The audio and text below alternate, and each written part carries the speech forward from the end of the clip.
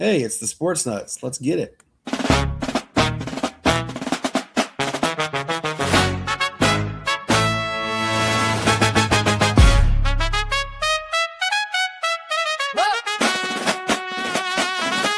to Sportz Nutz University. Welcome to Sportz Nutz University. Hey, let's go. Hey, let's go. Welcome to Sportz Nutz University. We run this show. We run this show. Welcome to Sportz Nutz University. Hands up, get loud. Hands up, get loud. Welcome to Sportz Nutz University. SNU, wow. Making you proud. Sports Nutz back in the game. Make you remember the name. Brandon came with the vision. Matt brought it all in the frame. Nobody rocking like Shane. Give you them facts from the brain. Every take hot like a flame. Then us going out with a bang. Welcome to Sportz Nutz University. Hey, let's go. Hey, let's go. Welcome to Sportz Nutz University. We run this show. We run this show. Welcome to Sportz Nutz University. Hands up, get loud. Hands up, get loud. Welcome to Sportz Nutz University. SNU, wow. Making you proud. You are now listening to the Sportz Nuts.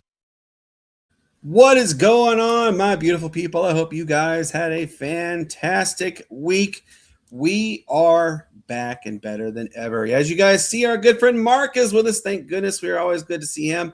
Hey, real quick, let's give a special shout out to everybody tuning in on live on 95.5 KFCE, TigerNation.live, and all the other amazing radio stations we air on, and our incredible international audience, which, by the way, y'all, we now officially air in Sydney, Australia. Shout out to our Sydney friends.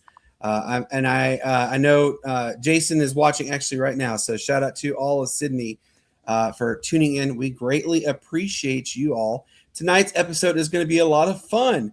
If you guys do live on the island of Hawaii, more specifically the island of Oahu, and you need someone to cater to your family outings, corporate events, or just food in general, send me a message on BrandonKeelerOnRadio@gmail.com, and I'll get you in touch with our good friend Bobby at Kalama's Cuisine. Oh, man, Shane, man, I know you probably didn't get the privilege of the deluge we had earlier today, but how are you doing, man? I don't know what you're talking about, man. This is a this is a tempered rainforest up here where I live. So yes, we've seen the rain. As a matter of fact, it's actually raining outside right now. So, but man, other than that, man, it's been a lovely week. Nice cooler temperatures. You can really feel fall kind of starting to set in. So definitely glad for that. But you do know, like, the hunters are coming back next week, right? No, it's not Rub up it in. here. It's Yeah. mid 80s, I think, next week. So yeah. But other than that, man, it's good to finally be here on Friday. It's always good when we've got a great guest coming on, and always good to see y'all's beautiful faces here and talk a I little don't bit know of about my sports. face being beautiful, but shucks. Mark, man, happy Friday. Good to see you as always. I know we just saw each other last night with an interview, but how are you doing, man? Man, a little bit tired, man. This is my fourth show in a row this week. So, but man, I made it to the main show tonight. So I'm not secondary now. Yeah. I'm with the big boys. So dude, I'm doing all right. Hey, nothing wrong with that. You up on the porch for tonight? Oh man, guys, we don't know if Matt will be here. He actually is attending to baby duty. She is due anytime. So, Matt, if you're watching, congratulations. Let's have a safe delivery when she goes in delivery. But they're getting ready to do their baby shower tomorrow. So she's due at any time. So just keep thoughts of hers. I do want to let you guys know a big update for me and my family. We did suffer a very tragic loss this week. My stepdad did pass away. He went peacefully, went in his sleep. And it was officially at 2:30 in the morning is when he passed away yesterday. And I will tell you, I've been a definite emotional wreck. Mark will tell you, and everybody that has been checking me, I thank you guys seriously from the bottom of my heart and my family's heart. What I will ask is if you guys can keep my family in your thoughts and prayers, and always tell your loved ones you love them, because you never know when it's time for them to go back to heaven. And we knew it was coming, but it was a really sad moment to officially say goodbye to my stepdad. So just keep your loved ones close. So tonight's episode, though, y'all, is the very first for the Sportz Nutz and the entire Sportz Nutz network. We are talking to the public address announcer for the WNBA's Portland Fire. That, like, the reason why we're saying it's the first is because we have not had a WNBA team or something affiliated with the WNBA come on. So we're really, really honored about this. Now, afterwards, we have even more intriguing conversations, and you guys are really going to enjoy this. Now, what is it we're going to talk about? Well, I'm so happy you asked, hypothetical listener. We are going to talk about the elephant in the room with college athletics. And this is something that has absolutely gotten out of control. We'll definitely dive into that. We're finally saying goodbye to the Pro Bowl. We'll talk about why they're making the decision to say goodbye, and if it was long overdue, if they maybe bring it back. And also, could Andy Reid become the winningest all-time coach in NFL, passing the late, great Don Shula?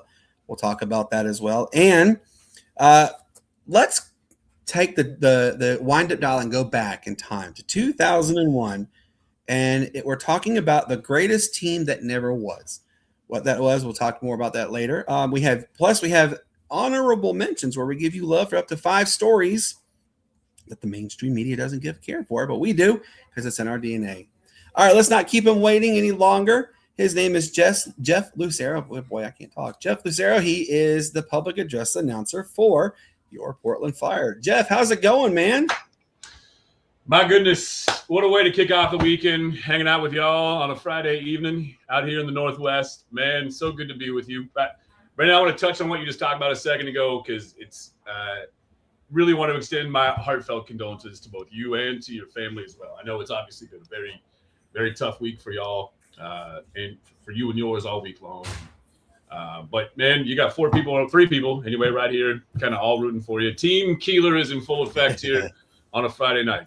Thank you, man. I that is very appreciative, and you know the amount of outpour and love that I have gotten is just unprecedented. I love you guys. You guys are the most amazing fans. Everybody is just gone above and beyond. So I really do appreciate all the support that's been going on.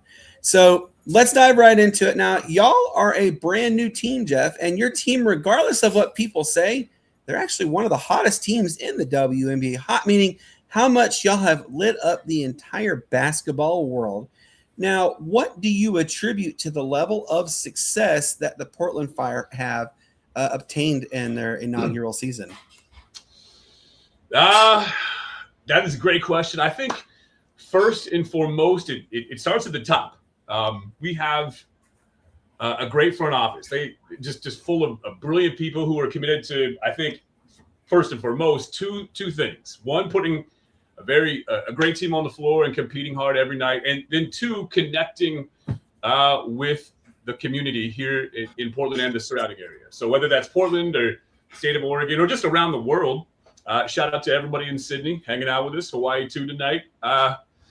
Just have a lot of people working for this organization that are almost single-minded in those dual purposes. They just want to bring something to the community that brings everyone together, but they also want to put a very competitive team, a quality product on the floor, and that's exactly what they've done. And when you think about, too, I think the expectations were fairly low at the outset of the season. If you kind of go back and look at some of the preseason predictions, there's 2 expansion teams coming in this year, ourselves plus the Toronto Tempo. And you found both of those teams probably far more often than not at the bottom of the rankings in the preseason. Well, Toronto was doing really, really well for the first couple of months of the season until one of their very best players, Brittany Sykes, got hurt. That kind of sidetracked their season. They went into a big tailspin, lost 12 straight, I think, right up until 1 week ago tonight. They beat the Fire up in Vancouver.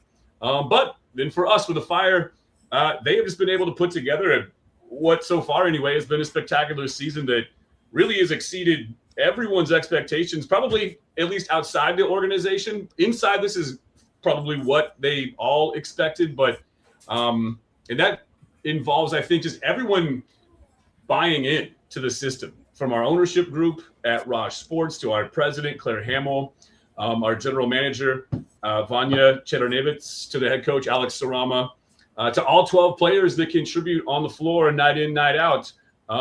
Everyone is basically just bought into a brand new wave of basketball. I don't know if you've read about him or not, but Alex Sarama, he's a different kind of dude. He's an outside the box type guy. He's brought a different kind of philosophy to the court. It's kind of disruptive. It's very different. It's something that a lot of people just have not seen before. But a lot of things have just kind of clicked in the right way so far. And by the way, can I also mention as well that we have Sylvia Fowles as one of our assistant coaches for the team, without question, one of my top 5 favorite players in the league of all time. Arguably one of the top 5 or 10 players ever to play the game, full stop. And she had that beautiful release, by the way. Boy, was that a good release. Yeah. She was so much fun to watch. Just an incredible basketball talent. And then finally, it's all about getting that community support. You know, we're getting between 15 and 18, 19,000 people at every game. Our fans have just been utterly amazing. One of the things I like to do when I have time before a game, if I have time, is I like to walk around the arena, just kind of take a lap around the concourse. Just as things are kind of starting to open up, everyone is getting into position, opening the concession stands, everything. Just getting everything into place. And then I'll go out over to the windows and just look outside. There's people lining up for these games hours before tip-off. I'm not talking about like a couple dozen. I'm talking about hundreds of people in line to get in a couple of hours before tip-off. It's so great to see that level of support. You know, when I worked for the Storm, the Seattle Storm, it was that way as well. But I mean, it's just crazy to see how many people are showing up for these games and how early they get there to do it. They just want to soak up and drink in the entire experience for there's a lot of them, maybe the first time that they've been to a professional basketball. And it's certainly the first time that they're seeing women's professional basketball in Portland for the first time in a very, very long time. And so they all want to just make sure that they don't miss basically any part of the experience. So it's great to see them all just show up the way they have. They're streaming into the arena as soon as those doors open. 60 or 90 minutes before tip-off, there's already thousands of people in our concourses, just walking in, getting down to their seats early, sitting down an hour before tip-off. I see people in their seats the full 60 minutes before tip-off sometimes. They're just that excited they're just raring to go. They've been waiting for the return of the WNBA in Portland for so long, and it's just been utterly spectacular to see. So, yeah, all the way from that great ownership group and the brilliant front office to the players that are playing their guts out every single night, right through all the way to all of our incredible fans. Everything this team wants to accomplish, I think both on and off the floor so far, has added up to just a really historic start to our first season.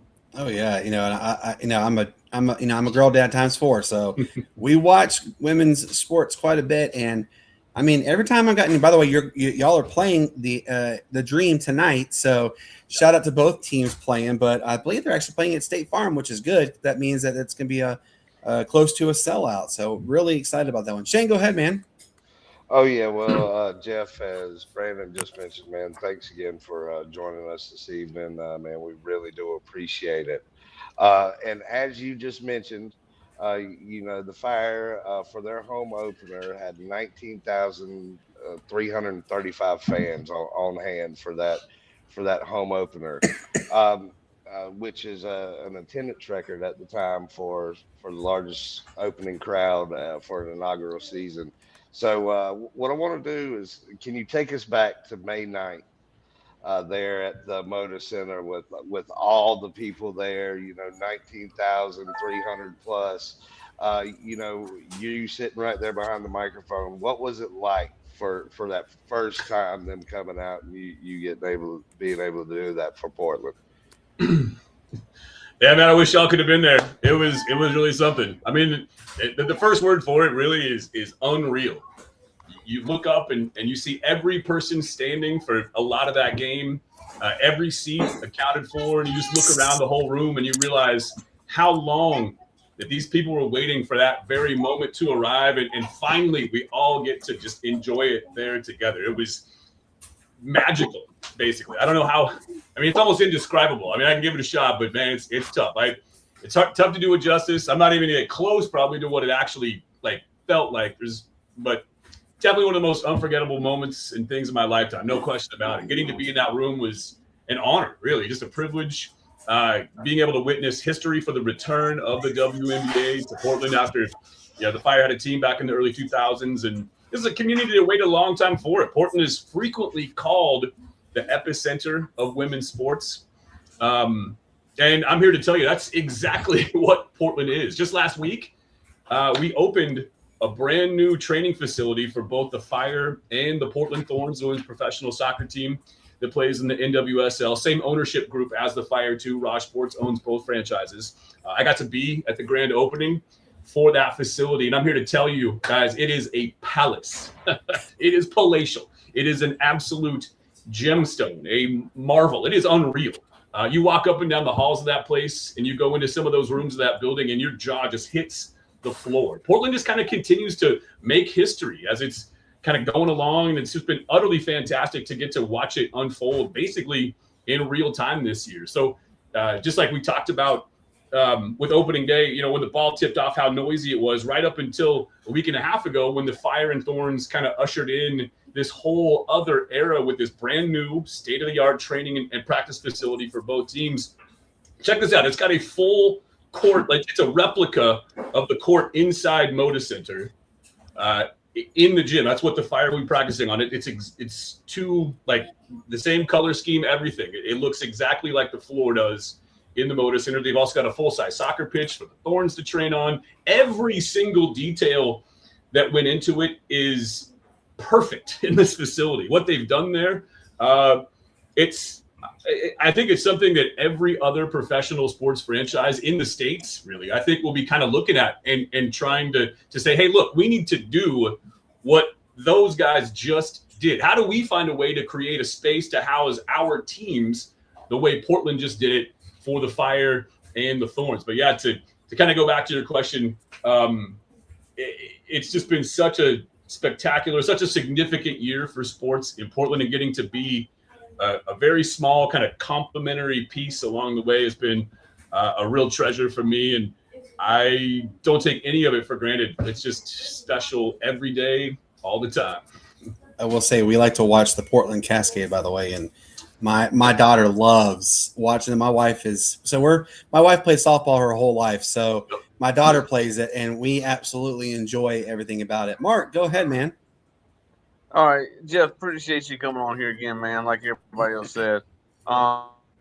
Definitely, like you said, it's like an epicenter for women's basketball. Like you said, they had a team before. They've been itching for them to come back.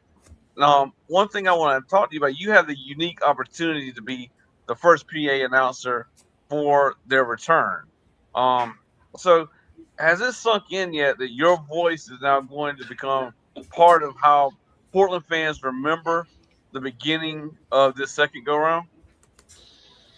I mean, yes and no. I've been doing this my whole life. In every game that I've ever announced, at no matter what level, I just kind of take a moment to remind myself, look at how cool what you're doing right now is. This is the best. What else would I rather be doing than getting to sit right here in this spot, talk about sports a little bit, get paid a little bit of money for it. It's the coolest. Whether it's been a high school game or a Portland Fire game, I do that every single game. Just take at least a couple moments just to kind of soak it in myself too, like a fan. I mean, we're all sports fans, right? That's why you guys do this podcast. That's why I do what I do. It's everything about what sports means, embodies what it does to bring people together. It's the coolest thing there ever could be. To get in, just to play a very small role, it's everything. It's the coolest thing. I like I just said a second ago, I don't take a second of it for granted. And it's it's the best side hustle anyone could ever have. I love doing this sort of thing and getting to do it exactly for a team that's in its first year. It doesn't get much more special than that. And they're a world-class organization. They've treated me so well from day one. And we're having just an absolute ball together. It just couldn't be any better. And look, Danny commented and said the energy and enthusiasm that Jeff Lucero brings to a game is amazing. Even as the opponent, it caught my eye and attention. Danny is a really good guy. We enjoy talking with him. You know, my next question for you is obviously when they made the announcement a few years, I think it was like 4 years ago now, that Portland was getting the WNBA back, and then to announce that it was going to be the Portland Fire coming back again. What was your overall impressions when they made the announcement that the Portland Fire were coming back? Well, I think my first thought was probably something along the lines of it's about time. I mean, Portland is a city that has, of course, long since deserved to have a franchise back in the WNBA. It's proven itself, I think, time and time again that it is just the perfect, just optimal place for women's sports to succeed, to thrive. Portland's a city that's committed for the long haul, too. So when the announcement came, first of all, I wasn't too surprised because I figured Portland had to be in the mix for a new franchise. But I really think the only real question in my mind was, why did it take so long? I don't think the Fire ever should have left town in the first place. I don't know the whole story there, but the team was pretty successful here. They drew pretty well. Great players on that team, starting with Jackie Stiles and several others who were big-time players in the league at that time. So they were really building some momentum at that time. And just as that momentum was kind of starting to crest a little bit, the team got taken away. It was very unfortunate for this city, for this community. But there's absolutely no question that Portland is the perfect place for a women's professional basketball team. And so the excitement just built, obviously, from the moment of that announcement. And the Fire did such a great job with all of the marketing, getting the word out about everything. We have a spectacular communications and marketing staff for the team. It's one of the things I haven't really talked probably enough about. When I answered your first question, I talked about everyone else, but the one piece of the Fire I kind of left out is everyone you don't see behind the scenes, whether it's, Courtney, our producer for all the in-game elements, who sits right next to me at our game and tells me when to open my big mouth and start talking, to the people that work for her and to all the marketing, all those communications people, everyone behind the scenes, everyone in that front office, not just the GM, it's not just the team president. We have so many amazing people that work for this franchise, no matter at what level they work for the team. And then not only that, but you bring in a world-class performer to be the in-house DJ,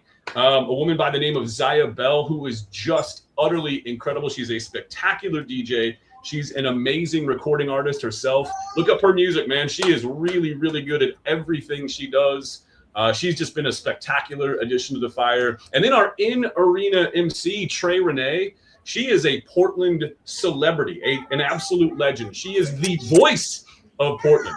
She had her own TV show, I think, for a little while in Portland. She's also been an on-air radio personality in Portland for, I think, just decades and decades. I mean, just an absolute icon. Both of them are, both Zaya Bell and Trey Renee. So getting to work alongside both of them is as part of our in-game entertainment squad. I mean, I get to work with two absolute goats, two absolute legends, which is just the coolest. One other thing I haven't even talked about yet, too, is our incredible broadcast teams. Elise Woodward, I hope you guys saw the announcement about this. Elise Woodward is a long-time broadcast pro here in the Northwest, decades and decades of experience. She's our play-by-play voice. She just got named as the new regular play-by-play voice for UW football up in Seattle. How cool is that? She's the first woman ever to work for a Power 4 conference. She's going to be the new radio play-by-play voice for the Huskies. It's just amazing. Former Husky basketball player herself. She was a standout for UW women's basketball back in the day. An amazing broadcaster and analyst all over the Northwest for the last couple of decades. She and I worked together with the Storm. She and I also have worked together at both Oregon State and at UW, doing games right across from one another in the press box. She and Asia, spectacular TV team. And then we've got AJ Cannell on the radio side as well. We've got so much talent that work for the Fire. It's really, really cool to have this many amazing people doing what they do for this team. And our dance team, oh my gosh. I got to give them their flowers too. Just some of the best and brightest kids I've ever been around in my life.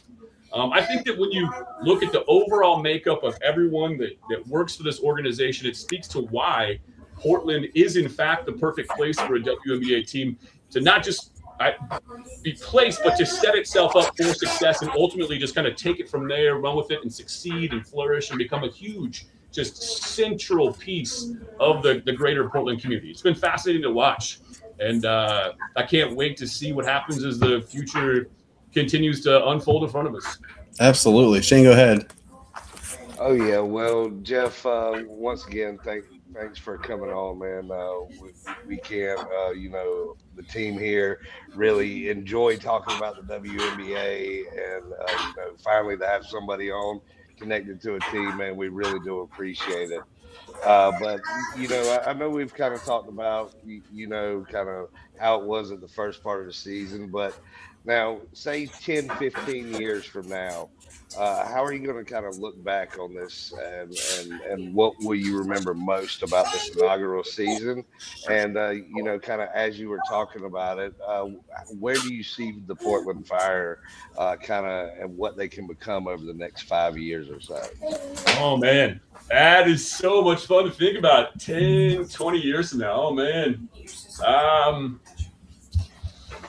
Well, I think first and foremost, I'm gonna just from my own personal perspective, I'm gonna think about the people that I was just talking about. All the people that brought me in, gave me the opportunity to be here in the first place, to get to be here and to be this close to something that means so much to so many people, and just to play that a very cool role along the way as part of that process. I'll absolutely think back to all those people that gave me the shot to do this for this community for that first time, and because that just means the world to me. Without this opportunity, I wouldn't be able to sit here and talk to you guys about this. So yeah, without question, one of the coolest things that ever happened to me and my 53 years on this earth. Gosh, 53, that is a big number, man. So yeah, my coworkers, I think about them, how cool it's been just to get to know them, hear some of their stories. We've got a lot of amazing people who work for that team. A lot of women who work for the team, a lot of women of color that work for the team, all with a lot of stories to tell, and getting to hear all of them has been just utterly amazing and humbling for me. But, obviously too, I'm going to be thinking, years from now about the fans and just how great that they have been. Like I say, between 15 and as you said earlier, we've had 3 sellouts now, all, over 19,000. So, having that many people, how cool is that? It's just been so amazing to look up in the rafters every game, see people everywhere inside that arena, and they're all having such a good time. It's going to be impossible for me to forget about, just how much joy they've all had because of this team, because of this organization, because of those 12 players that go out there and compete their absolute guts out every single game for all 40 minutes. They work so hard to put a good team on the floor to compete night in and night out that those fans love them for that, and it's been great to watch them react to what they're seeing on the floor every single night. It's where the team will be in 5 years. I think that's what you said. They're off to a great running start, aren't they? It's been pretty amazing to see. I remember, seeing some of those win projections early on before the season. I don't think most of those experts that you see gave the Fire much of a shot to win. Yeah, quote unquote. Most of them, I think, were probably projecting the Fire to win as many as 10, maybe 12 games. This is our first year of the 44-game regular season schedule. So at best, they were projecting the Fire to go 10-34. Well, we've got 15 wins on the season with 7 more, including tonight's game to go. So best case scenario, they can break even with a 7-game win streak, finish off the season. Sure sounds good to me. I think they should just go for it, finish out at 500 with 22 wins, split the difference with 22 losses, get ready for the draft, call it good. 5 years from now, though, I don't think there's any reason to believe this team won't be competing for the playoffs year in, year out. We saw it last year with Golden State as an expansion team. They made the playoffs in their first year, and already they're one of the top 2 or 3 teams in the league. Now, as the league continues to expand, it's going to be harder and harder to make the playoffs unless they also, of course, expand the playoffs. As of 2 years ago, there were 12 teams in the league, and now there's 15. So about half the teams make the playoffs, half the teams miss. But I don't think there's any reason to believe they won't be competing for a championship. They clearly have some really good pieces to build around. They've got Carla Lake, Bridget Carlton, Emily Inksler, so many other great players that are young and still have a lot of basketball ahead of them. And they're just dialed every single night. They play so hard together. They play for each other.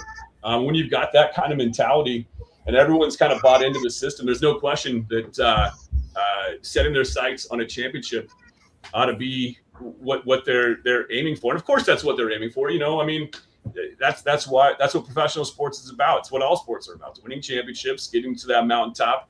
I'm sure that's the grand design of all the decision makers, and it's going to be done. It's all going to get figured out and played out by people who are much more talented and much smarter than myself. But I am right here for it, and I'll be here for as long as they want me to be. And I cannot wait for those 5 years to come, because it's going to be so much fun between now and then. Oh yeah, you know, and obviously my last question for you is really quick. Now, obviously, with the news that the Houston Comets are coming back as the Sun have been sold.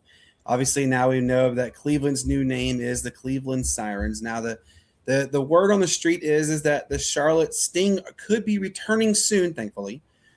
What does this say to you about how much pro basketball, well, more specifically, women's pro sports has become a signature? Obviously, you know, I told you we like to watch the AUSL. The Cascade are a lot of fun. The Professional Softball League is going to be expanding to 12 more cities. What does this say to you? That is it fair to say that women's sports is the thing to do now? Well, you know, it's interesting. Women's sports have always been there, right? Like, they've always had a pretty big following. I think one of the biggest things, a lot of people just weren't noticing that other people were in fact already noticing women's sports and acknowledging women as world-class elite athletes, and recognizing, you know, the high value of the entertainment and the competitiveness and just what an all-around great product women's sports just plain are. I don't know if you guys have been watching this or not, but it just came out on Apple TV recently. The new little 3-part documentary about Gino Auriemma and UConn women's basketball. And it was amazing to go back and see the crowds packing Gamble Pavilion back then. The crowds in Knoxville that would turn out for every Tennessee home game when Pat Summitt was at the peak of her powers. Iowa basketball, way before Caitlin Clark, was huge. Like, they sold out every game without the benefit of a superstar player people that came to their games all the time. Like, it was just something you did in that community. So women's basketball hasn't exactly been an untapped market basically the whole time. It's just that a lot of people weren't themselves paying attention to the people who already were. But the world is, you know, coming around to what so many people already knew, which is that women are in fact world-class athletes that deserve every bit as much attention and every bit as much of our respect. On the world stage, as a society, we've watched women athletes down through time. Like, right, the Olympics have produced so many legendary athletes. I mean, Mary Lou Retton, for crying out loud. I mean, everyone still knows that name, and she hasn't competed in more than 40 years. The world of professional tennis has produced so many legendary world-class athletes. Women have always been there grinding just as hard, competing just as hard, fighting just as hard. And really, I'll go further. In many cases, far more they've had to do it than their male athlete counterparts, because there's no entitlement there for them at all. They've had to really grind and fight for every ounce of respect that they can get while they're out here playing these games. And it's something, we talked about it with that new facility. You know, it just got built in Portland, and you look at what that facility represents. It's perfect. It's like the perfectly emblematic thing, the perfect example, perfect symbol of how far I think we've kind of come to finally acknowledging women as the true world-class athletes that they've always been, that they already were. And the fact that that just got built it tells you everything you need to know. The future is so very bright. You know, the teams coming in Cleveland and Philly, Detroit, and as you mentioned, hopefully Charlotte down the road as well. Who knows? Yes, with that professional softball league, it's just, you know, been getting going in the past couple of years. I got to watch Megan Grant hit bombs for UCLA against the Huskies as the PA announcer for Washington softball this spring. And the number of different athletes that came through that UW program, just in the short time that I have been there as their PA announcer.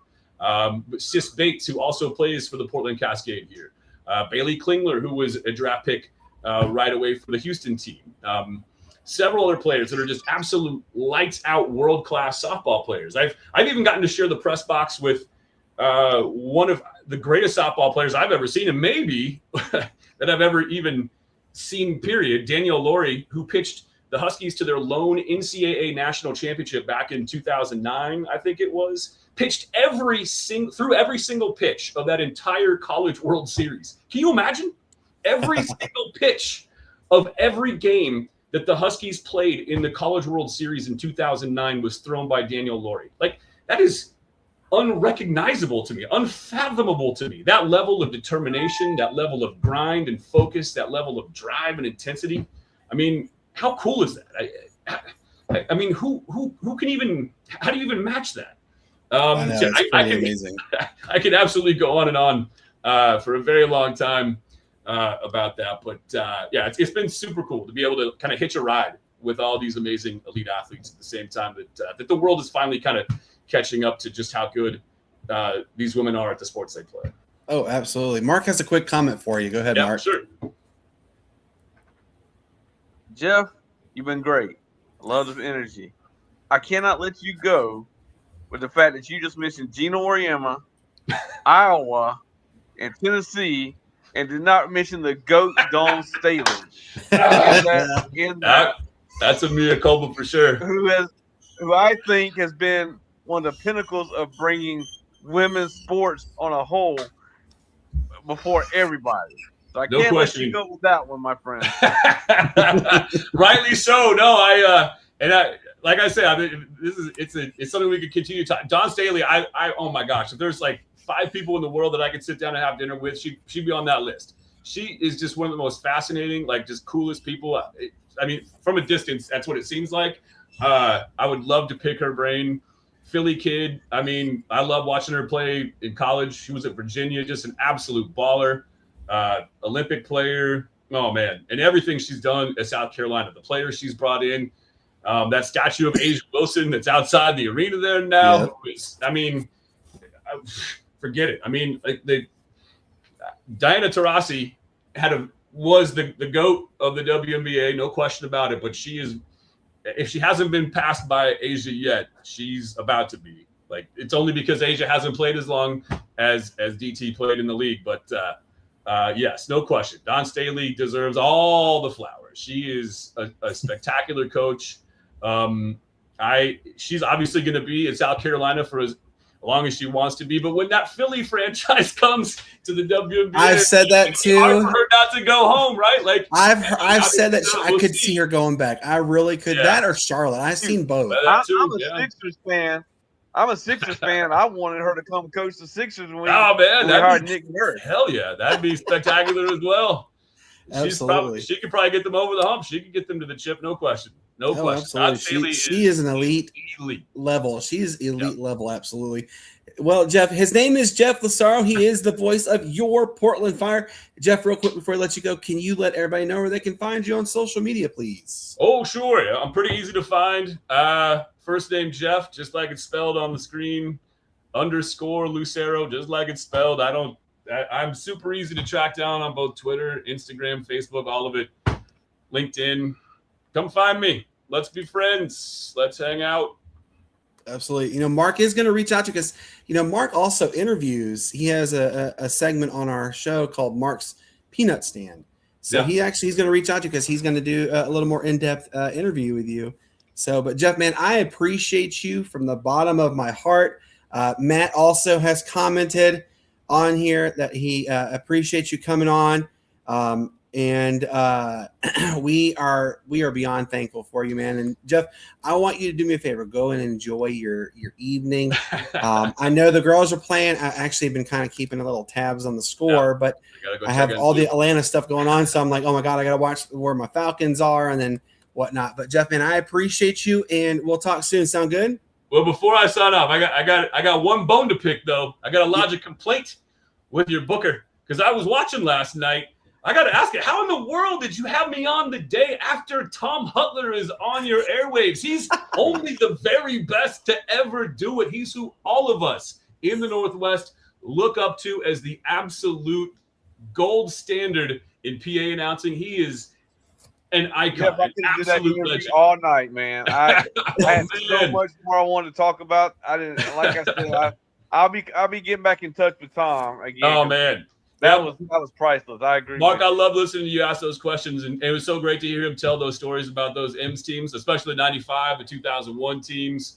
I could sit and listen to him all day. He's amazing. Oh man, and I'm telling you, until you come and sit in T-Mobile, I still want to call it Seiko. Until you come sit and listen to him, like the moment his voice hits those speakers at the ballpark in Seattle, like he is and this isn't, I'm not just saying this, he is the best PA announcer I've ever heard. Like I don't think anyone's even close. It's Tom Hutler, and then there's like a lot of space here, and then there's like just a whole pile of other people. Like he is the absolute best. So to come on the day after my PA idol, my PA hero is on the show, man, I feel like Vanilla Ice having to go on stage after Jay-Z. Like, what are you doing to me? How am I supposed to follow Tom Hutler? My goodness, you did good, man. Well, Jeff, man, I appreciate you. We'll talk soon. Sound good, brother? You got it, gentlemen, anytime. Take care. Pleasure. Man, see how cool is that? He is so awesome. I enjoyed his conversation. And now, Mark, I know you probably have to hop off. Yeah, I was about to tell you I've got to go ahead and hop off, my friend. Well, thank you so much for coming on, man. And I want you to do me a favor. Go enjoy those wings and enjoy that sushi, man. That's the magic word right there. I'll talk to you later, buddy. All right? All right, brother. Y'all have a good show. See you, man. See you, bro. Shane, how cool is that, though, man? Like, seriously, he was awesome. I totally enjoyed talking with him. So let's dive into it. Lily agrees. Yeah, I heard. Well, I don't know if you heard Aspen. She was hooting and hollering too. All right, so we got to address this major elephant in the room. What on earth, and I mean it, what on earth is going on with college sports? The fact that we now are starting to see all this nonsense that currently former maybe yes, no, possible NFL players are saying they're going to return back and go play college football and enter the transfer portal. It's so much so now that the NCAA, the Big Ten, SEC, and then yesterday the ACC came out and said it too. They have to make an announcement that says that no professional athletes can ever return back to play college sports. Why do we even have to mention this? But what is going on? I mean, this has become kind of a bleep show. If you really want to be honest, it really has turned into a joke to me. What are your thoughts on this whole situation? Oh yeah, well, all four of the Power Four came out against it, and just recently, as today, two federal judges have ruled that they cannot impose these penalties. But I think college sports has reached a point where we've got to start pretending it's the same old system that we kind of grew up with. Between the transfer portal, NIL, revenue sharing, and just a pure professionalization of college athletics have completely changed the landscape over the past couple of years. We've got to start having legitimate conversations about these former professional athletes coming back and trying to play sports again. That just tells you how blurry the line is between an actual college athlete and a professional athlete, and how close it's become. Honestly, I see why the NCAA and all the Power Four schools want to kind of draw a hard line in the sand, but nothing's really protecting amateurism at this point. So the whole fact of a college amateur athlete is kind of no longer. I mean. But the bigger issue here with college sports is, and they're the ones that helped created this monster. The schools, the conferences, networks, everybody involved, wanted the money and the exposure that came with turning college athletics into a massive business. Now surprised that athletes and coaches are treating it like a business too. Well, no, you can't. It's kind of, one of your favorite sayings, you can't have your cake and eat it too. But there's the question for me isn't, if college sports is really becoming a joke. The question is, what is going to be the new definition of college sports? The old definition clearly doesn't fit. And with the fact that, I'm not against the athletes making money on their name, image, and likeness and getting profit shares and stuff like that, or revenue shares. But right now, none of this is just coming together and jihading at all. It kind of feels like we're building an airplane, but we're already flying, kind of deal with the Exactly. way the rule changes are happening now. So something definitely needs to be changed with it, and it's going to be very interesting to see here in coming weeks and months what will actually be done on the legal side of things with all these kind of exemptions. I want to ask you this too, Shane. Okay, obviously we know it's just kind of gotten to be a whole big mess. The fact that now, the Brandon Sorsby situation where he tried to get a judge involved for an injunction. And then you're saying now that, other federal judges are trying to say the NCAA can't do this. Why do you think, though, we're sitting here having to say, well, if I can't do it, I'm going to get a judge to say, oh, well, I can't. Because remember, there's this situation that happened with the Tulsa Little League. Remember that they got a judge involved and said, oh, well, Little League can't ban such and such because of this or this. But then the Little League World Series committee came out and said, oh, no, we are going to do this. We don't care that you're a judge. This is the rules. Therefore, it will be followed. Like, why do you think that everybody's just saying, oh, I'm just going to go to the judge and get it fixed? It's hard to say. I mean, it's become the Wild West. It really has. Because the judges are going to back the schools because that's their federal, state, entities and everything else, and then you have say, let's go ahead and take the most famous one that's going around now, LSU. So the Louisiana state judge has said that or the federal judge said that it's okay, the NCAA and the SEC and Sankey cannot, put these sanctions against the players coming back from the NFL rosters that were waived and cut and back to college athletics. Well, that's also the biggest thing too. You have government, sanctioning bodies of these conferences and the actual sports of it in all. So it's so blurry between who has the rights, the court system, the sanctioning bodies. It's just too much that can go either way when there's not a definite line in the sand. And clearly and obviously one has to be drawn. Yeah, there's something that's got to be done because, I mean, it's like every day you turn on the TV and there's something else that is going against what the NCAA represents, and it's kind of become a big headache. I mean, like we mentioned the whole Brandon Sorsby thing. That was an absolute banana situation right there. He knowingly and willfully admitted that he is gambling, but he said, oh, well, I did all this bad stuff, but you know what? I'm going to get a judge involved. Like, this stuff there's got to be some form of regulations have to come down. Like you said, this is now the new norm. We can't go back to the olden days where, you're playing and if you transfer, you can't play for a year and blah, blah, blah. The narrative has to change in some shape or form. And I don't know how it's going to come about. Obviously, the NCAA and all the commissioners of every conference is going to have to really come together at the end, which is crazy because the season started yesterday, have to come together and say, we've got to rewrite our governing rules that that lays out this is how things have to go. You can't just make all these rules up just as you go. You can't do that kind of stuff, and it's gotten out of control. I don't know. It's just a big, massive headache. Let us know what you guys think in the comments. We'd love to hear your thoughts on this one.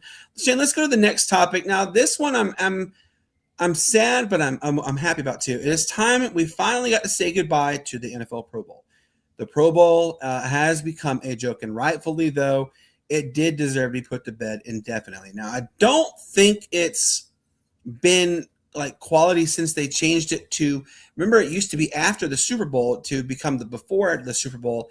That's when I think it really started taking its big downward spiral, and obviously taking it out of Hawaii. And that right there in itself was something that, these players, they worked their backsides off left and right. And then they got the opportunity to not only play for being an honorable play for their position, but they got to go to one of the most amazing tropical paradises on this planet, which is the state of Hawaii. Like, what I want to know from you is this well-deserved to finally say goodbye to the Pro Bowl, or do you think it maybe sometime down the future they're going to bring it back? Well, I'm going to agree with the overall premise of that. It's probably time to say goodbye to the Pro Bowl. Like you said, the NFL just changing the formula from an actual game, and taking it to a flag football and then skills competitions and everything else like that. They kind of took out a meaningful reason for players to even get that recommendation, an accolade of being a Pro Bowler and playing in the game. So, and then really once you move the game out of Hawaii as well, you kind of take away that atmosphere and identity of what the Pro Bowl was, a celebration of the season, as well as moving it from that, annual post Super Bowl weekend to before the Super Bowl. That kind of messes it up, and for the players, can you really blame them? I mean, they have millions of dollars and careers on the line, and when you're changing stuff up this much, the players are sitting there. What am I really risking this for? And it's Remember, used to be that 50K chant they used to talk about was, I'm getting the 50K if I win. That was when I remembered.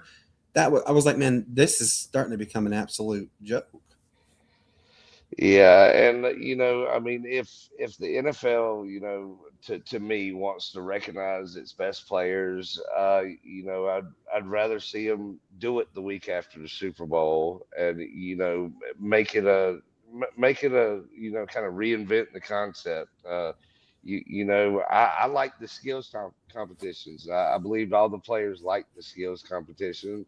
Maybe you expand on that and have it back in Hawaii and just have it as a kind of skills competition amongst the guys that were selected, and have a big celebration of the season and the accolades and accomplishments that those players and say the winning Super Bowl team.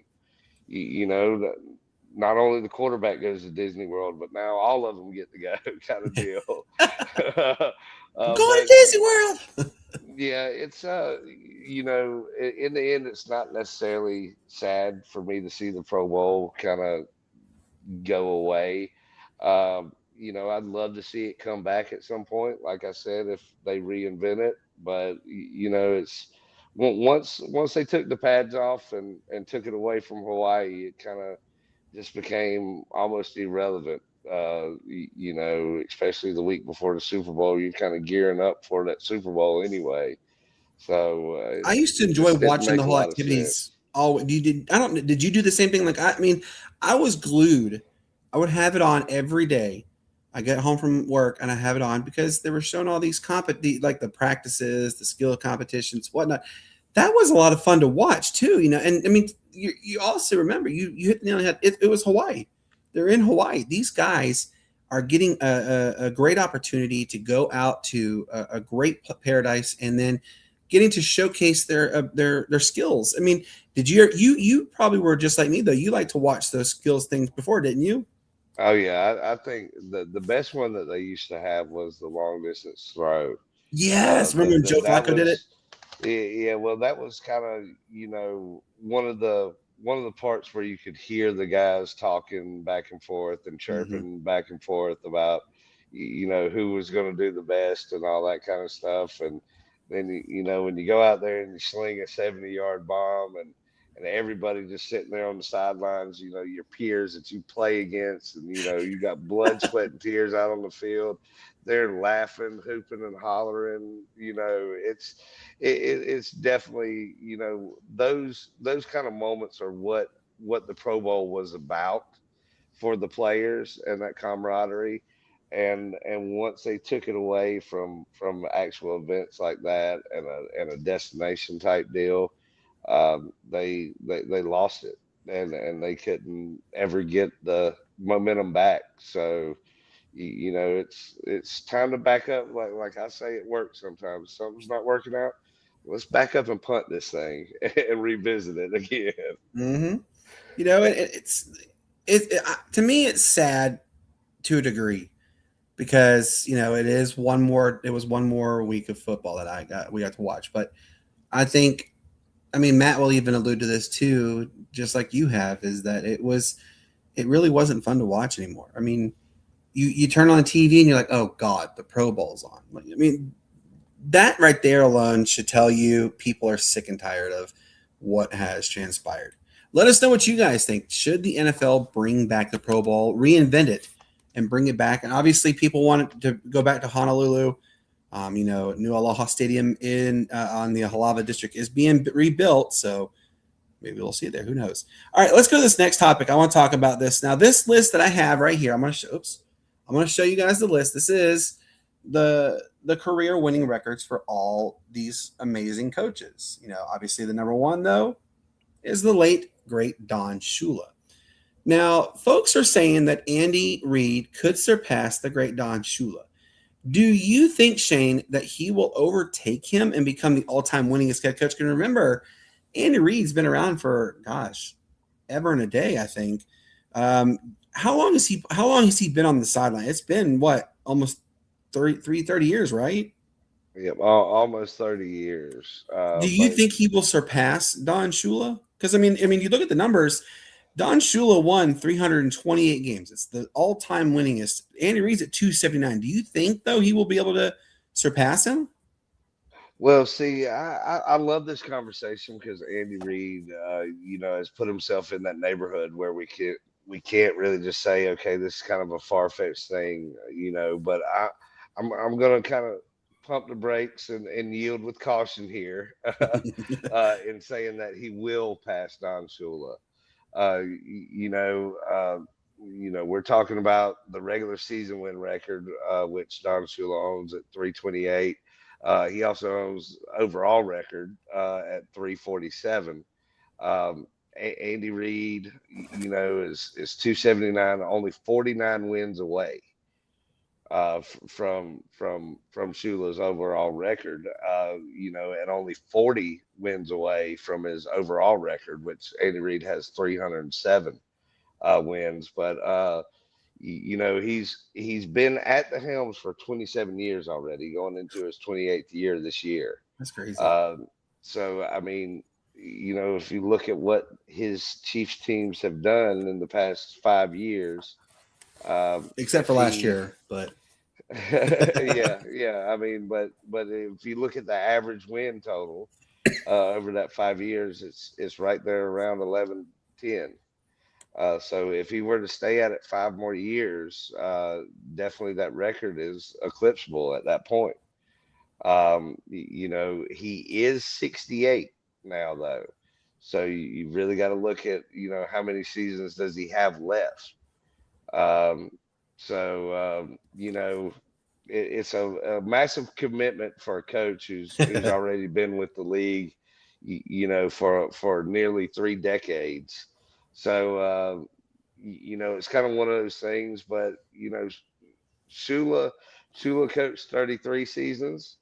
Andy Reid's going into his 28th.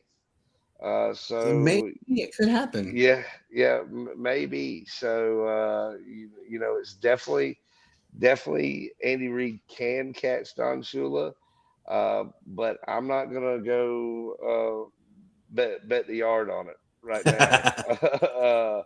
The 10+ win pace over 5 more years, 12 wins over 4 seasons. It's a It's little bit certainly doable. it's doable, but it's a little bit harder in today's game to be that consistent. Kind of as we saw the Chiefs were last year, due to the injury, but they weren't. That team that we always look up. So it's definitely a fascinating topic with where Andy Reid has positioned himself compared to Don Shula now. I I think it can be done, but we'll see. It just depends on how much longer the mustache wants to take the ride. You also have to also wonder about, how is his mental status with, I mean, it's coaching is exhausting. I coached before, and it is very exhausting. It's time consuming. It's a lot of times away from your family and everything. So I think, just like you said there, Shane, it is doable. It is obtainable, but is it possible? I don't know. Well, let us know what you guys think in the comments. All right, Shane, let's go to this topic right here because you're my baseball guy. The greatest team that never was. And I'm talking about the 2001 Seattle Mariners, who went 116-46, which, by the way, they tied the 1906 Chicago Cubs, who also didn't win the World Series. Yes, you can make the argument about the 1939 Yankees, the 1970 Orioles, and the 1986 Mets, but no one ever came to the amount of the 2001 Seattle Mariners and the 1906 Chicago Cubs. What I want you to go back and do is tell me what you remember most about that season, and what if, just on a wing and a prayer, that we were going to be treated to something absolutely amazing? Because the buy here, pay here Dodgers, they're just buying anybody, everybody. Does that automatically equate though to being the team that's going to win it all? Like, what are your thoughts on that? And then also, what do you remember most about the 2001 Seattle Mariners? Well, the '01 Mariners team is one of those baseball teams that you're going to talk about for decades and decades. Not only what they accomplished on the field, but they truly were a team. And when you look at it, being in a smaller market and being able to do what they did, and to bring that hype around, the Mariners at that time was just, awesome. But it's one of the greatest baseball debates ever. Regular season versus postseason. You've had that argument quite a bit, actually. You've mentioned that quite a bit. Yeah. You can put together, 120 win season during the regular season if you wanted to. But when you have to win is in October, and if it doesn't come around in October, then it really doesn't matter. As you mentioned, the Dodgers, you look at them and it raises a different question. They have the money, they have the stars, they have the depth, and seemingly every time you think they've reached their limit, they go out and add somebody else. Yep. But that doesn't guarantee you anything. This is baseball. Yep.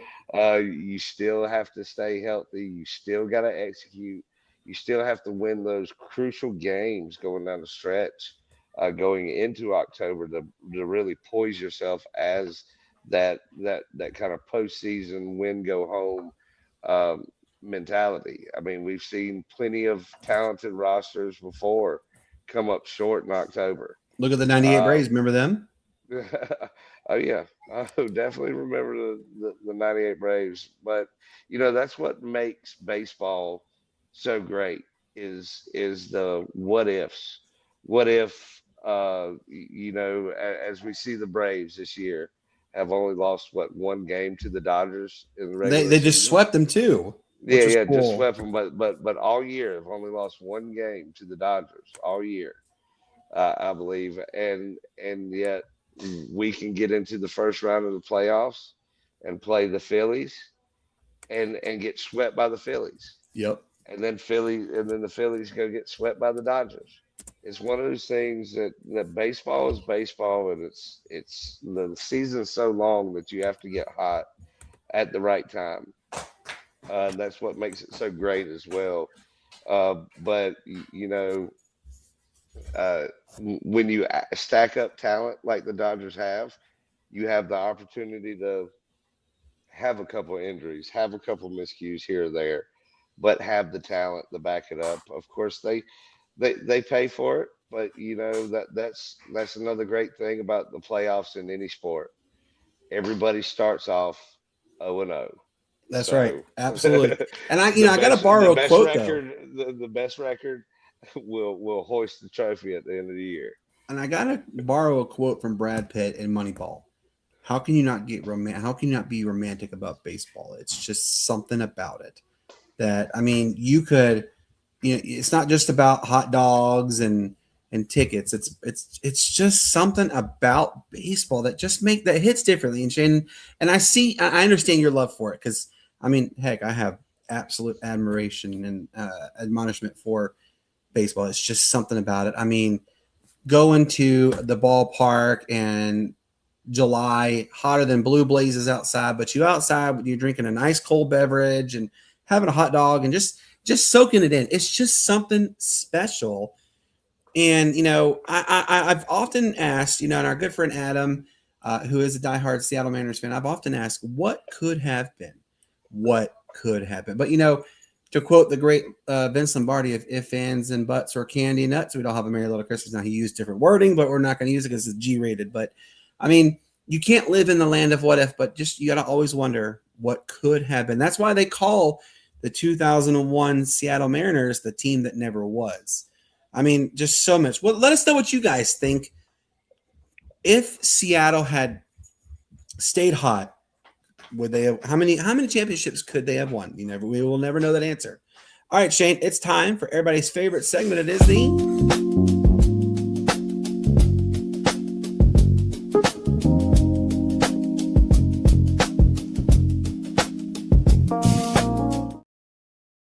Yes, it is the honorable mention. We're going to give you guys some love for sports stories, up to 5 stories each, that they don't get the love that they deserve. So let's talk about the first one. My first honorable mention is the Atlanta Dream. They signed free agent Noana Bonner. Remember, she had a buyout with the Phoenix Mercury, and she joined the Atlanta Dream. This will most likely be her final post-season run, as she is a longtime veteran. So shout out to her. And I'm going to say this, with this signing and the fact that Atlanta is on the precedence of actually, they could be if they win tonight and Golden State loses the next game, Atlanta jumps to the 3 position.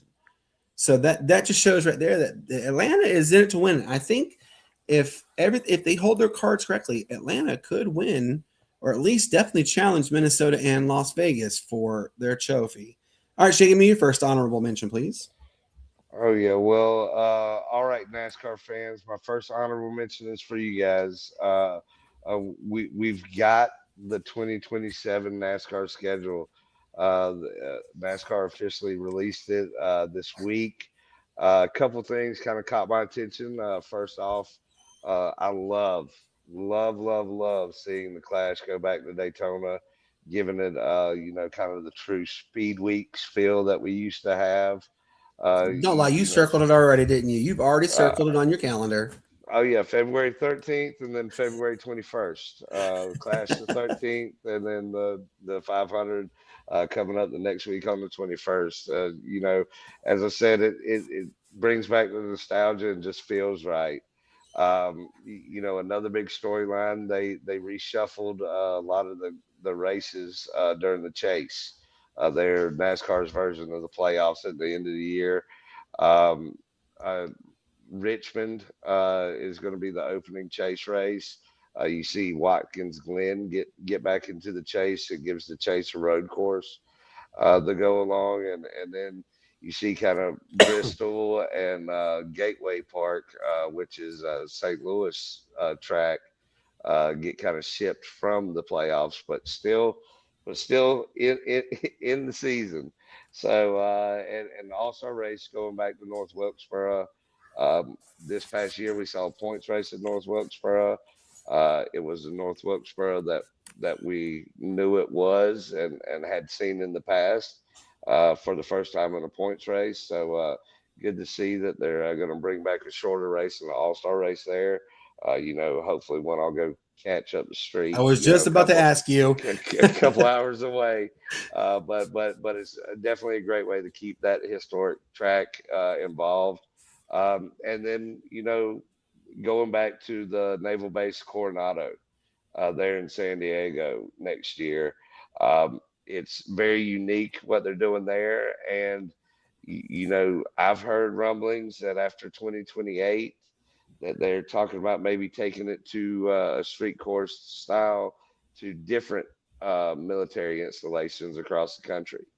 So it would definitely be a great thing to see. But, overall, it's NASCAR kind of always tries things, and they kind of reset themselves, and they've kind of set themselves up for what I think, looking at the schedule, is going to be a really great 2027 season. That old cliche saying, if it ain't broke, don't fix. And it's so well, good to see all this back, though. Yes. But I will definitely say great this: to it was see. too long. So I'm excited. All right, my second honorable mention, Shane, this is kind of a little sad to say. It's salute your ESPN ticker. The ESPN ticker is being retired. The ESPN's report has come out that it starts this weekend. There will be no more of that little ticker you see on the bottom of all the scores. It's to help reinvent the viewership better. So bon voyage. No, it's so they can reinvent viewership numbers. Yeah. Because now you're going to have to change to every game that's on Yep. to see the score. Yep. That's literally all it is just to drive more revenue. But bon voyage to the ESPN ticker. It will no longer be a quote unquote distraction to watch. Shane, give us your next honorable mention, please. All right. Well, my next honorable mention, since you brought it up, and something that's leaving, college football is back. Yes. We saw a little bit of a taste last night. A couple of FCS schools. One NIA school. Yeah, kind of got in there. But it's our first taste of college football for the year, week 0. Now, be it we don't have that massive Labor Day weekend schedule that we're going to get here next week, but there's some really good things to watch this opening weekend. Starting tonight actually with Idaho and Cal Poly. Kicking it off here. I encourage everybody, if you want to stay up late, kickoff is at 10 o'clock. So you can definitely catch that game. But we'll talk about tomorrow. TCU and year 2 of the Belichick era, and UNC face off in Ireland there at noon. Then you get Virginia, NC State at 3:30. Of course, you've got Hawaii visiting Stanford there, I believe 7 o'clock. Yep. And then kind of wrap things up, your traditional 10 o'clock kickoff window with Memphis and UNLV. So definitely some very, very interesting storylines going into the week 0 schedule. But if your team's not playing this weekend, it's still college football. Football, baby. It's back. And it's back. So, yes. This is just a little bit of a tease to get you into the big matchups next week. We'll be talking about LSU, Clemson, Boise State, Oregon, Louisville, Ole Miss, Notre Dame, Wisconsin, and a whole lot more. But go ahead, get the jerseys out, get the popcorn ready, as Brandon says, and sit back. I believe you'll need a little bit more than popcorn because we are talking about probably 14 hours of straight college football coming up Yeah. tomorrow. So definitely one of those things. I'm gonna wake up early and put on some coffee and search for game day. I mean, come on, people. It is back. And Shane, I know you probably agree. It just feels normal when football is back. It's so exciting to be back. I'm beyond ready for it. It's been a long time coming. We say that every year, but dadgum, it really does feel like it's been forever and a day. So excited. You know what, folks? And as you heard Shane just say, if your team's not playing, who cares? It's football. Go watch football. It's back. Let's go. Really excited on that one. My third and final honorable mention is about the NHL. It is expanding. Houston has been named the next NHL franchise. Austin and Atlanta and Indianapolis are the front runners as well. But Shane, did you know this? And this was actually really cool to know that Quebec City could also be returning. Would you be welcoming all those additional teams if in fact does come Atlanta, Austin, Indianapolis, and Quebec City? I'll welcome any and all challengers. We still They got to hold come the to Stanley Cup champion Carolina Yeah. Panther Hurricanes. Yeah. They got to get in front of that raucous Raleigh crowd there and try to take the ice with the defending Stanley Cup champs. But other news, McCarr, record-breaking, highest-paid NHL player ever from the Colorado Avalanche, just inked the deal today, largest in history, over $20 million a year guaranteed for an NHL player. Holy moly! Yes, it's like 22.22 is what it Daggum. comes out to per year. Well, rightfully deserved, though. I mean, come on. It's hockey. And just the fact that, Shane, we're literally, not even 24 hours away from the start of all the great sports returning. So, I mean, let's go. It's about time. All right, Shane, give us your third honorable mention, please. Oh yeah, well, my third and final honorable mention is going to go out, and I'm going to give my love to the PGA Tour. With it being my final honorable mention, it is their final week of the season. The top 30 players in FedEx points are battling out down there in Atlanta at East Lake Golf Course. Man, it's pretty course. Brandon said that he's been out there and played it before. Yeah. But it's Shout out to you, Brian Greenblatt. definitely great to see, the players that have been towards the top for most of the year, being able to battle it out and not have a lot of noise with a lot of other competitors out there. So, there's no starting stroke advantages, which is the first time in many years that the FedEx Cup has done that. So it's just 4 rounds of golf. Whoever's playing the best right now, go out there and win a tour championship and what, $10 million? Oh boy. Yeah. So I can think of 10 million things I'd do with that. yeah. But all eyes are on Scotty as always. He's the fifth consecutive season that he has led the FedEx Cup points going into East Lake. There's a lot of other guys there. Of course, Rory McIlroy looking for his fourth title. Wyndham Clark's been playing great golf here lately. Who do you think's going to win it? Oh man, I'm not sure. I didn't get to watch any of it today, so I'm kind of oblivious on what happened today.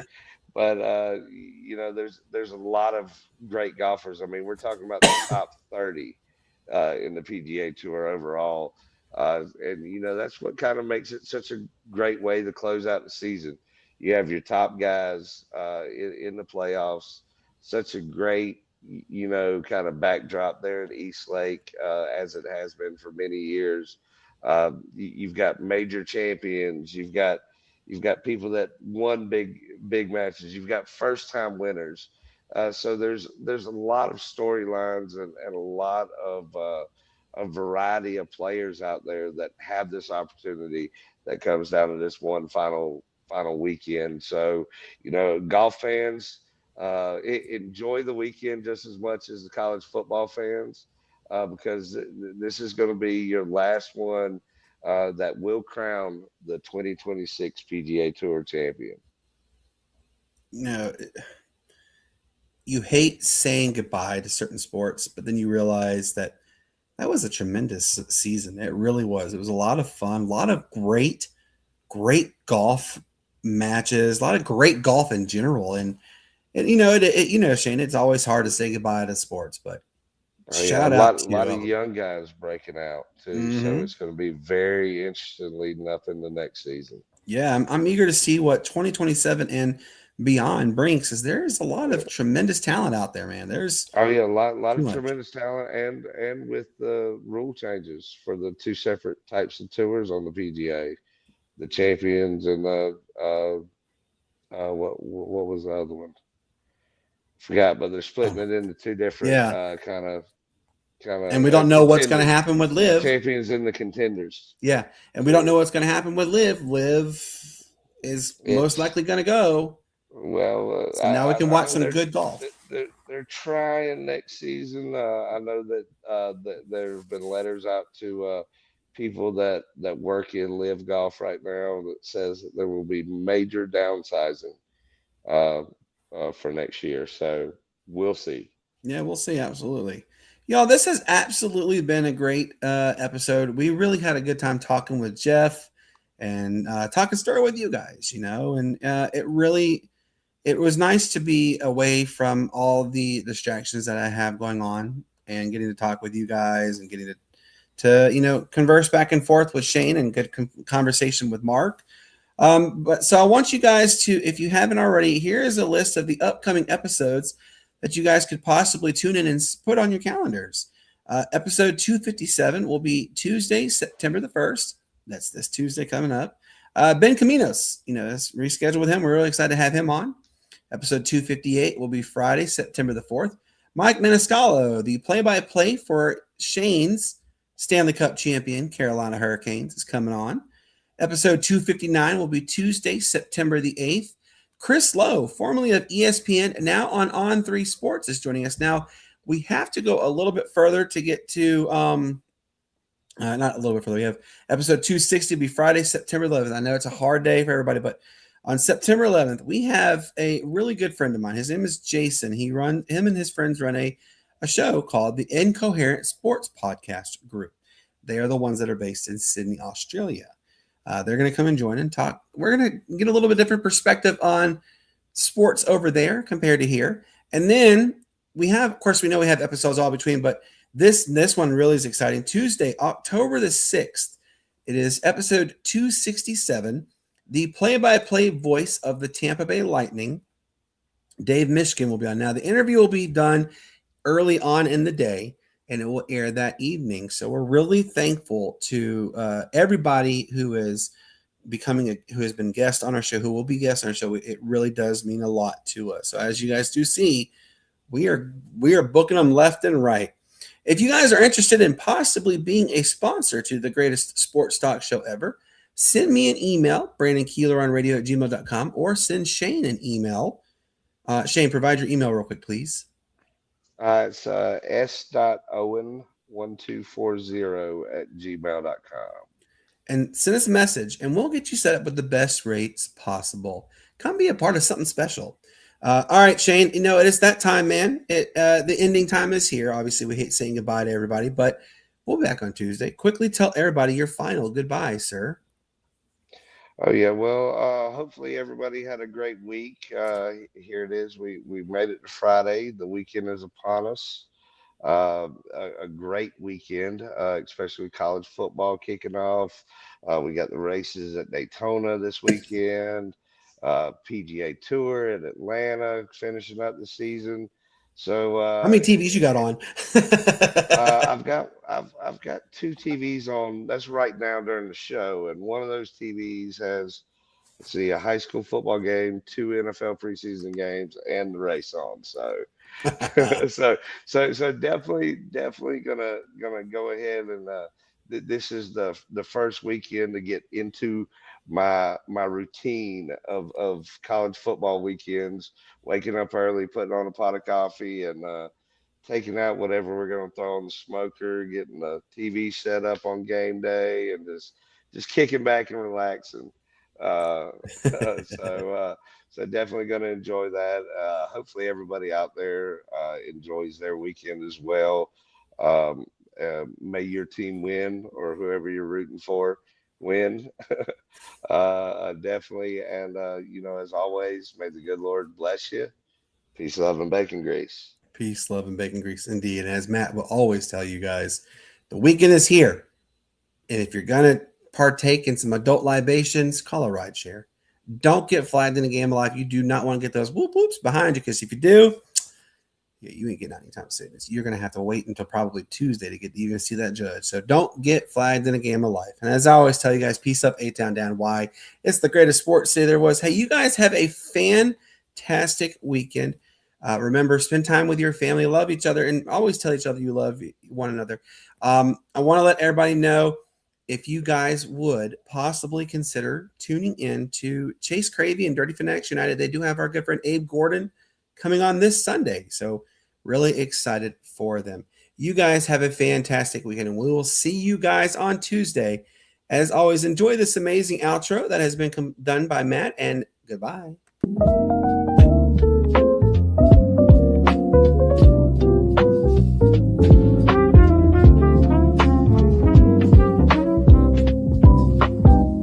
Welcome to Sportz Nutz University. Another show is in the books tonight. We talked to games, we gave you everything. Now let the campus fade into the light. Sportz Nutz University, where the nuts always come to play. Sportz Nutz University, we'll see you on another day.